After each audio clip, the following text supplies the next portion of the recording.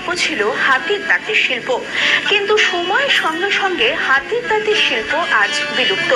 তবে রয়ে গিয়েছেন সেই সমস্ত শিল্পীরা, আর এবার তাদের হাতের কাজে কোরিয়ান মার্বেল পাথরের ওপর হুবহু হাতের তাঁতের কাজের মতোই সূক্ষ্ম নিখুঁত কাজে নানান নকশায় তৈরি হচ্ছে মা দুর্গার প্রতিমা। কলকাতার একটি পুজো মণ্ডপের জন্য এই দুর্গা প্রতিমা তৈরি করছেন মুর্শিদাবাদের শিল্পীরা। প্রায় 6 মাস সময় লেগেছে এই প্রতিমা তৈরি করতে। কাজ প্রায় শেষের দিকে। সাদা ধবধবে পাথরের ওপর অতি সূক্ষ্ম নানান নকশায় তৈরি হচ্ছে প্রতিমার প্রতিটি অংশ। সুদূর কোরিয়া থেকে অর্ডার দিয়ে নিয়ে আসা হয় এই কোরিয়ান মার্বেল। তারপর শুরু হয়েছে